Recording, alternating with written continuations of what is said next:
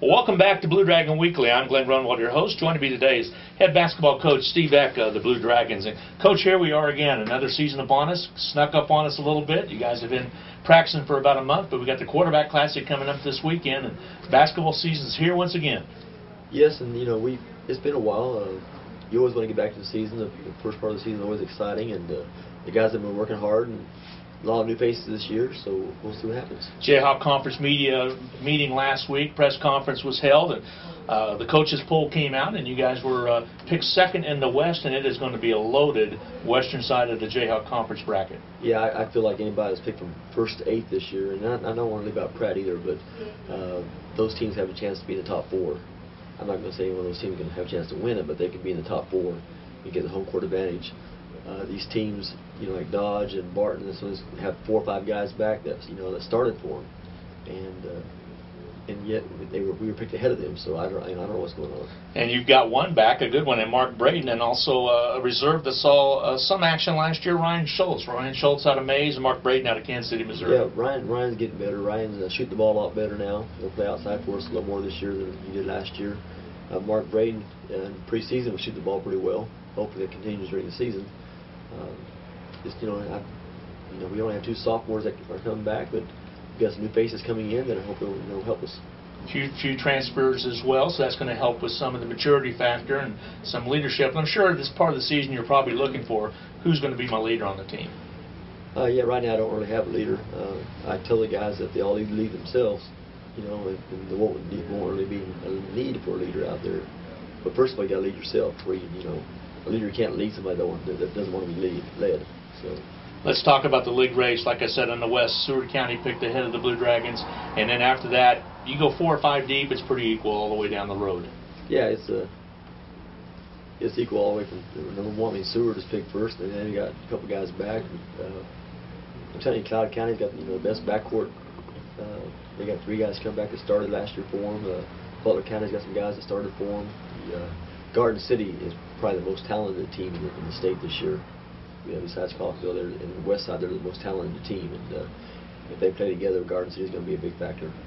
And of course, before that, we have the regular season, the preseason that's going to get underway, and we're going to kick that off with the Quarterback Classic this weekend, and we're going to see one of those East Side Division teams. Fort Scott comes to town. Also coming to town will be Parkland College, and then Central Florida. So you really strengthened up your schedule, and we're going to see a lot of new teams coming in this year. We have the schedule is a lot stronger. Pre-conference schedule a lot stronger. Fort Scott brings 4 starters back from last year. We beat them. We smashed them last year in the regional tournament by 12 points on our home court. So they got 4 of those guys coming back. So that's going to be experience. And then Parkland is ranked number 4 in the country in Division II, and they've got a nice team. And then of course Central Florida is always loaded, and they're always ranked in the top 20. Is this the first time I think we've matched up against the Florida team, or Central Florida? That is. I guess I know since I've been here, but I definitely haven't played before. I think it is. That should be something exciting for the fans to see.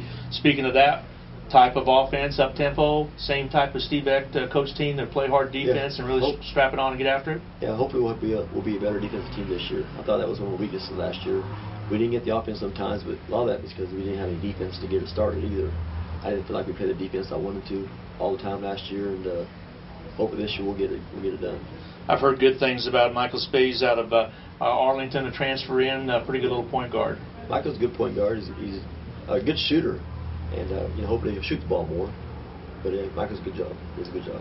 One of the things that the fans will be able to see is a new rule in basketball this year, the arc, the protective arc underneath the basket. There's been a lot of controversy regarding that, but it's being put in to protect the shooter primarily, and I think we're going to have to see how that's going to be called here in the future. Yeah, there's still going to be controversy over it, because now referee's going to look to see if you're above the line, and they won't really be able to see if you're set or not as much either. So it's going to, there's still going to be controversy when it comes to blocking charge calls. Any other big rule changes that we need to know about? They always talk about emphasis on certain things that they talk about. They're going to call it closer this year, and freedom of movement around the basket. And so far in the scrimmages, that they've been calling the fouls. Well, Coach, good luck this weekend as we take on, again, Fort Scott Parkland College in Central Florida. Each of those teams play each other throughout. It starts on Thursday, Friday, and Saturday. And hopefully have a good crowd, and we'll go out there and compete as hard as we can. Sounds good. Good luck to you, Coach. Thank you. More of Blue Dragon Weekly will continue as I have a chance to sit down and chat with John Onges. That comes up right after this. Well, welcome back again. Glenn Grunwald back again with you, and Blue Dragon Weekly continues with John Onges now, the head ladies basketball coach here at ACC. And John, here we go. Basketball season snuck up on us again. Does this year every time of the year. And here we go. And you're going to be in the Quarterback Classic playing on this coming Friday night against Hesston. Yeah, it has gotten here quickly. It seemed like last week that we were just playing in the championship game over in Region 6 against Cloud, but we're excited and fired up for the season. Let's talk about your young team. You lost a lot of firepower and some kids that you're not going to be able to replace, but you always restock quite well, and of course you are going to have some great height inside as well as a pretty doggone good returning point guard. Sure, we returned 2 starters from last year in Elise Barlow and Jackie Patterson. Chelsea Small was a kid that came off the bench for us last year who's really improved and done a good job for us to this point. We also returned Lanicia Lawrence, who has improved from last year, looking for her to step in and do some good things for us. Being able to play Lanicia and Elise at the same time will give us some quickness. Not much height in there, but will enable us to press a little bit more. A lot of time that quickness can make up for heights in those guards, and of course what you're talking about is pushing one of them out to be a shooting guard type of situation, and that's going to be a good thing for you. Sure it is. Another kid who I think has really improved and I think will have a great year for us is Kara Lee. Spent the summer here and done a good job of working on her post moves. She's slowed her game down a little bit and is done a good job of scoring the basketball in the middle in our scrimmages, and I think she's going to have a good year for us. She's got the size to be a force inside, and like you said, individual workouts that she had this summer should pay off in this fall and this winter. Sure, the harder those kids work in the summer, the better they're going to be as sophomores. Chelsea Small seems to be kind of like an iceberg. I don't think you really tapped into her potential just as of yet, because she can hit you outside and hurt you inside. Yeah, Chelsea can really stretch the defense with her ability to shoot the basketball from the perimeter. She's had a really good preseason. I think the leadership that she's provided for us is something that our other sophomore kids need to step up and start doing more of. Recruiting class, going to see some freshmen might get some playing time? Yeah, there's some freshmen that have caught my eye in our scrimmages. Asia Sherrills is a kid from Athens, Georgia, who is a big physical guard. She runs well, handles the basketball well, guards well, so she'll be someone to look forward to watch playing. We also have another Hutchison kid in Laura Patrick, who's a sophomore who transferred. I think has a chance to be a really good player. All our kids, I think, our freshmen have done great things to this point. They're still learning a lot, but they'll, as their freshman year goes along, I think they'll get better and better.